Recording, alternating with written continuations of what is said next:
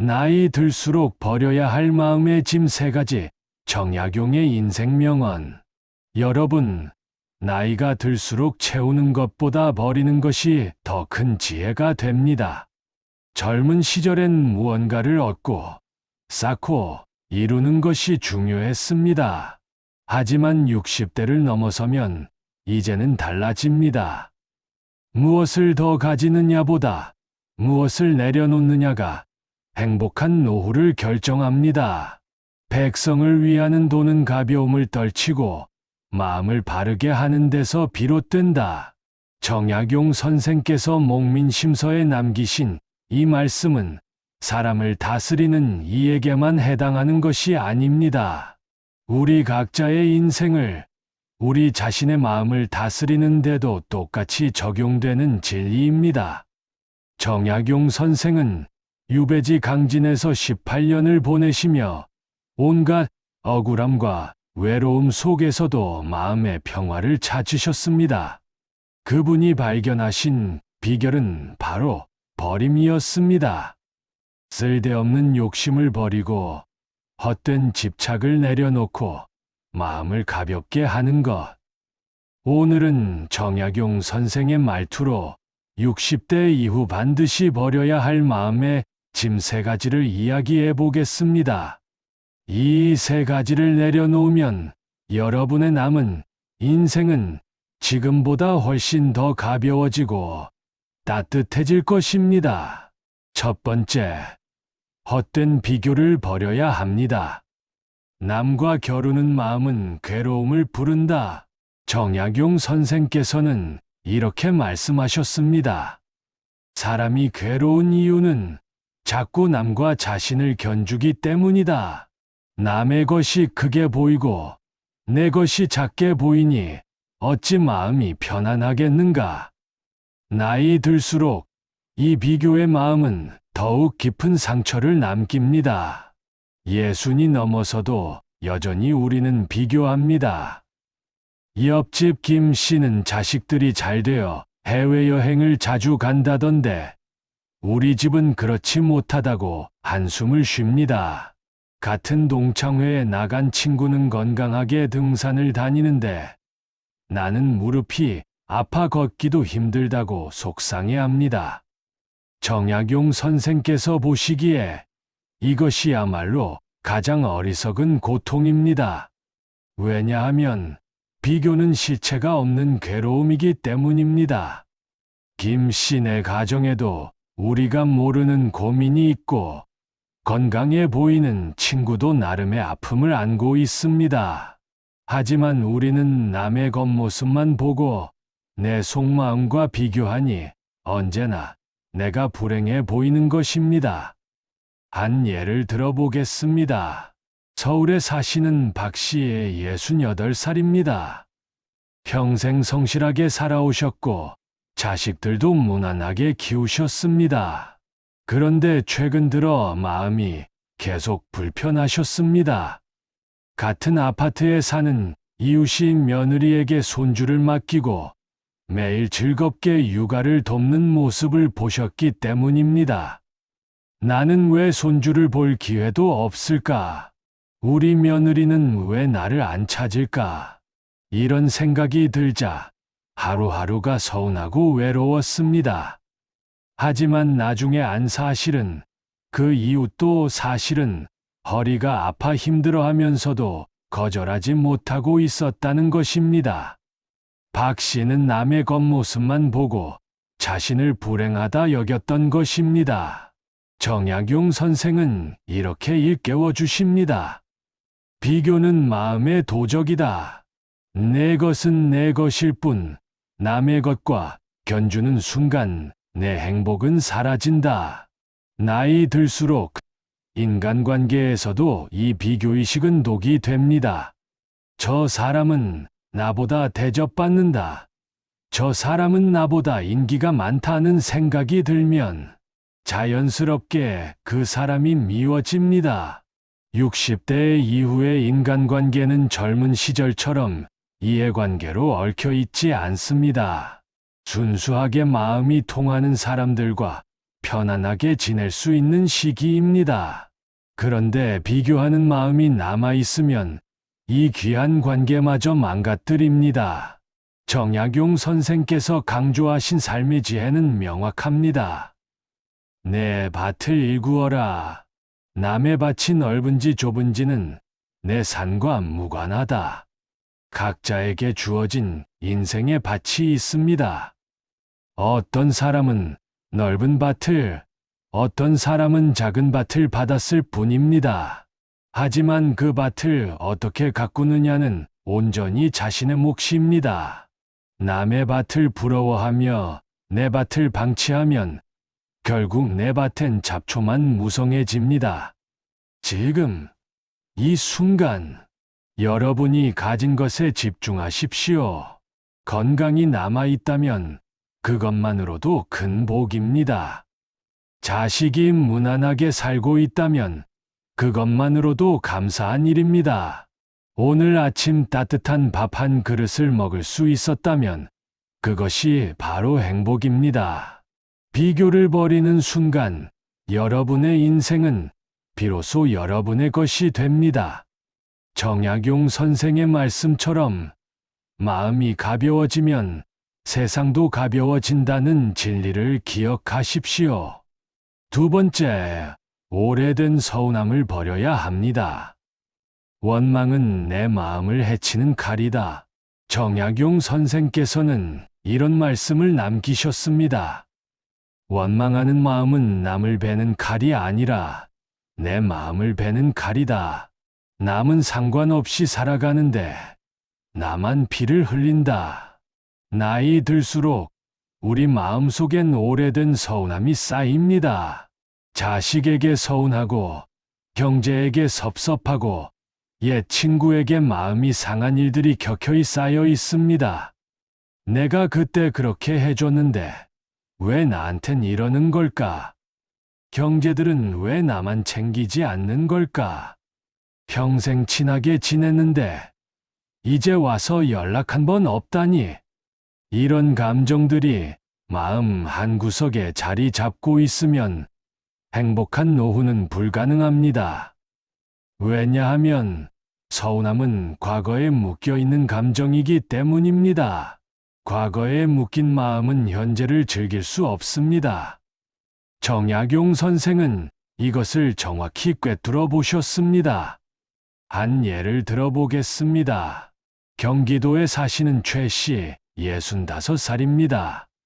세 자녀를 키우셨는데 특히 막내 아들에게 많은 것을 해주셨습니다. 대학 등록금도 대주고 결혼할 때도 목돈을 보태주셨습니다. 하지만 막내 아들은 결혼 후 연락이 뜸해졌습니다.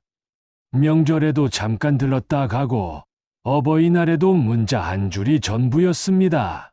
최 씨는 그 서운함을 몇 년째 마음에 담아두셨습니다. 내가 뭘 잘못했나? 왜 나한텐 이러는 걸까? 이 생각을 하면 할수록 마음은 무거워지고 다른 자식들과 있을 때도 웃음이 나오지 않았습니다. 심지어 건강까지 나빠졌습니다. 밤에 잠을 설치고 가슴이 답답하고 소화도 안 되었습니다. 정약용 선생께서 이런 모습을 보셨다면 이렇게 말씀하셨을 겁니다. 자네가 서운해한다고 해서 그 아들이 돌아오는가? 자네 마음만 병들 뿐이네. 서운함은 상대를 바꾸지 못합니다. 오직 나만 괴롭힐 뿐입니다. 그렇다면 어떻게 해야 할까요? 정약용 선생께서 강조하신 것은 마음 씻기입니다. 마음을 씻는다는 것은 과거의 감정을 물에 띄워 보내는 것이다. 붙잡고 있으면 썩고 보내면 깨끗해진다. 실제로 최 씨는 어느 날 마음을 바꾸기로 결심하셨습니다. 내가 해준 것은 내 선택이었다. 아들이 갚아야 할 빚이 아니다. 이렇게 생각을 바꾸니 신기하게도 마음이 가벼워졌습니다. 아들에게 기대하지 않으니 섭섭할 일도 없었습니다. 오히려 아들이 가끔 전화라도 하면 그것만으로도 고마운 마음이 들었습니다. 그리고 놀라운 일이 일어났습니다. 최 씨가 마음을 내려놓으니 아들도 자연스럽게 좀 더 자주 연락하게 된 것입니다. 엄마의 무거운 기대감이 사라지니 아들도 편하게 다가올 수 있었던 것입니다. 나이 들수록 인간관계에서 가장 중요한 삶의 지혜는 용서입니다. 용서는 상대를 위한 것이 아닙니다. 나 자신을 위한 것입니다. 상대를 용서한다는 것은 그 사람이 옳다는 뜻이 아닙니다. 이제 나는 이 일로 더 이상 고통받지 않겠다는 선언입니다. 정약용 선생은 유배지에서 수많은 배신과 모함을 당하셨습니다. 하지만 그분은 원망 속에 살지 않으셨습니다. 대신 학문에 몰두하시고 백성을 위한 책을 쓰시며 자신의 삶을 의미 있게 채우셨습니다. 만약 그분이 배신한 사람들을 원망하며 세월을 보내셨다면 우리는 지금 목민심서도 경세유표도 만날 수 없었을 것입니다. 지금 여러분 마음속에 오래된 서운함이 있다면 이렇게 말해 보십시오. 나는 이제 이 감정을 보내겠다. 내 마음의 평화가 더 소중하다. 행복한 노후는 완벽한 관계에서 오는 것이 아닙니다. 불완전한 관계를 받아들이고 그럼에도 내 마음을 평화롭게 지키는 데서 옵니다. 원망을 내려놓는 순간 비로소 진짜 자유가 시작됩니다. 세 번째, 지나친 고집을 버려야 합니다. 굳은 나무보단 바람에 흔들려도 부러지지 않는 나무가 오래 산다. 정약용 선생께서는 자연의 이치를 통해 삶의 지혜를 전하셨습니다. 딱딱한 나무는 태풍에 부러지지만 유연한 나무는 휘어졌다가 다시 일어선다. 사람도 마찬가지다. 나이 들수록 고집이 세지는 것은 자연스러운 현상입니다. 오랜 세월 살아오며 자신만의 원칙과 생각이 굳어지기 때문입니다. 하지만 이 고집이 지나치면 인간관계에서 큰 갈등을 만듭니다. 특히 가족 사이에서 더욱 그렇습니다. 내가 나이도 많은데 왜 내 말을 안 들어? 내 경험이 더 많은데 왜 내 충고를 무시해?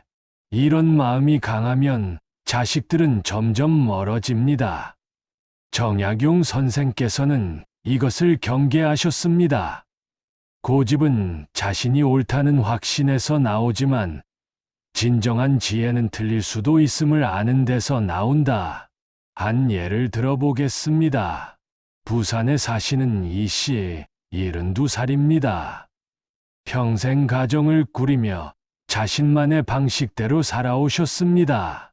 음식은 이렇게 해야 하고 집안일은 저렇게 해야 한다는 확고한 원칙이 있으셨습니다. 그런데 며느리가 들어오면서 문제가 생겼습니다. 며느리는 요즘 세대답게 다른 방식으로 살림을 했습니다.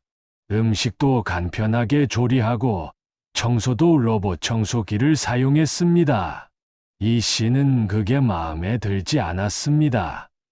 음식은 정성껏 손으로 해야지. 왜 저렇게 대충 해? 청소는 구석구석 손으로 닦아야지.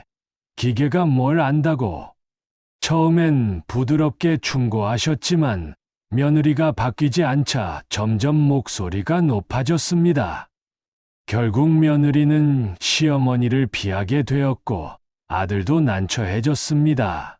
명절에도 분위기가 어색했고 손주를 보는 것조차 조심스러워졌습니다. 이 씨는 내가 뭘 잘못했나? 며느리가 배우려 하지 않는 게 문제지라고 생각하셨습니다. 하지만 정약용 선생께서 보시기엔 다릅니다. 세상은 변한다. 옛 방식이 언제나 옳은 것은 아니다. 유연함이 없으면 관계도 부러진다. 실제로 이 씨는 어느 날 손주가 아파서 병원에 갔을 때 깨달음을 얻으셨습니다. 며느리가 간편하게 준비한 이유식을 먹고 자란 손주가 건강하게 잘 크고 있었던 것입니다. 내 방식만이 정답은 아니었구나. 그 후로 이 씨는 조금씩 마음을 바꾸셨습니다. 며느리의 방식을 인정하고 간섭을 줄이셨습니다. 대신 며느리가 도움을 요청할 때만 조언을 해주셨습니다. 신기하게도 관계가 좋아졌습니다. 며느리도 시어머니에게 먼저 다가왔고 손주도 자주 볼 수 있게 되었습니다. 나이 들수록 유연함이 더 큰 지혜가 되는 이유는 무엇일까요? 첫째, 세상은 계속 변하기 때문입니다. 우리가 젊었을 때 배운 방식이 지금도 최선이라는 보장은 없습니다. 둘째, 인간관계는 서로의 다름을 인정할 때 건강해지기 때문입니다. 내 방식을 강요하면 상대는 숨이 막힙니다. 셋째, 고집은 결국 나 자신을 고립시키기 때문입니다. 내 말을 안 들으면 상종하지 않겠다는 태도는 결국 외로움만 키웁니다.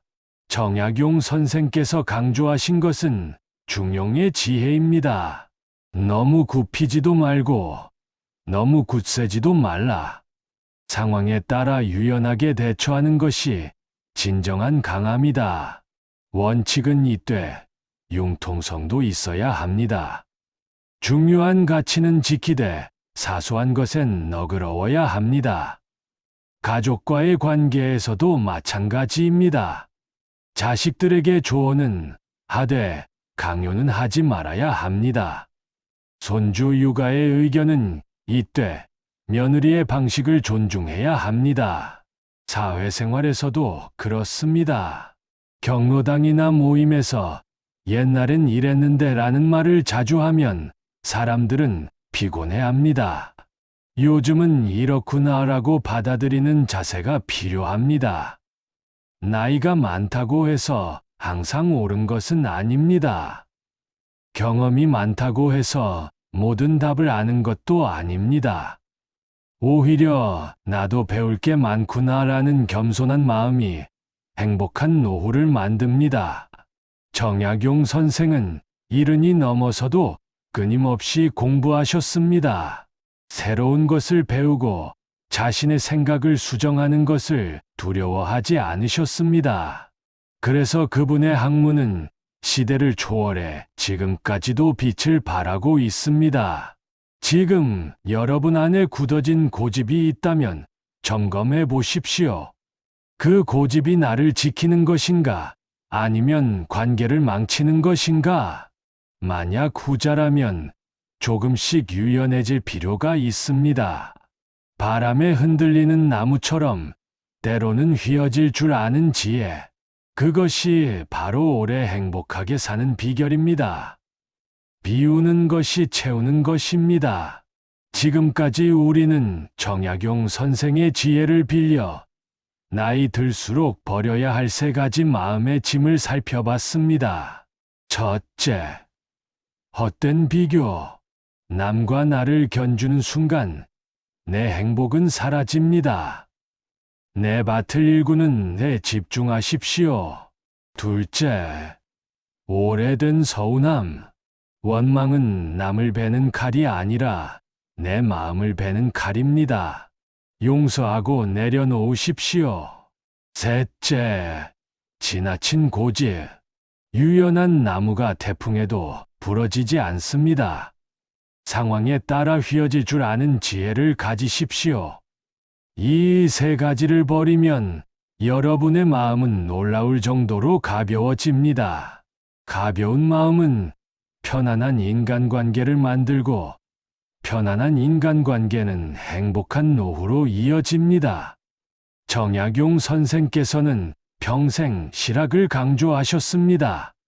실학이란 현실에 도움이 되는 실질적인 학문입니다. 그분께서 보시기에 삶의 지혜 역시 실질적이어야 합니다. 단순히 아는 것이 아니라 실천해야 의미가 있습니다. 그러니 오늘 이 이야기를 듣고 끝내지 마십시오. 오늘부터 하나씩 실천해 보십시오. 비교하는 마음이 들 때 내 밭을 일구자라고 스스로에게 말해 보십시오. 서운한 감정이 올라올 때 이제 보내겠다고 선언해 보십시오. 고집을 부리고 싶을 때 유연하게라고 스스로를 다독여 보십시오. 처음엔 어색하고 어려울 것입니다. 평생 익숙했던 마음의 습관을 바꾸는 것이니까요. 하지만 조금씩 천천히 연습하다 보면 분명히 변화가 옵니다. 어느 날 문득 마음이 한결 가벼워진 자신을 발견하게 될 것입니다. 60대 이후의 삶은 인생의 마지막 장이 아닙니다. 오히려 가장 자유로운 장입니다. 직장의 의무도 자녀 양육의 책임도 대부분 끝났습니다. 이제 온전히 나를 위해 살 수 있는 시간입니다. 이 귀한 시간을 비교와 원망과 고집으로 낭비하지 마십시오. 가벼운 마음으로 주변 사람들과 따뜻하게 지내며 매일매일을 소중히 살아가십시오. 정약용 선생께서는 75세 나이로 세상을 떠나시기 전 이런 말씀을 남기셨습니다. 인생은 짧다. 그러나 마음을 바르게 하고 살면 하루하루가 길고 충만하다. 여러분, 나이가 많다는 것은 축복입니다. 그만큼 오래 살았다는 것이고, 그만큼 많은 것을 경험했다는 뜻입니다. 이제 그 경험을 짐으로 짊어지지 마시고 지혜로 승화시키십시오. 버릴 것은 과감히 버리고 남은 것을 온전히 누리십시오. 행복한 노후는 멀리 있지 않습니다. 바로 여러분의 마음속에 있습니다. 마음이 가벼우면 세상이 가볍습니다. 마음이 평화로우면 하루하루가 평화롭습니다. 오늘부터 조금씩 비워보십시오. 그리고 그 빈자리에 따뜻함과 감사를 채워보십시오. 정약용 선생의 말씀처럼 가벼운 마음으로 바른 삶을 살아가십시오. 그것이 바로 가장 지혜로운 인생 명언이자 가장 현실적인 삶의 지혜입니다. 여러분 모두의 남은 인생이 편안하고 따뜻하고 행복하기를 진심으로 기원합니다. 긴 이 시간 함께 해주셔서 감사합니다.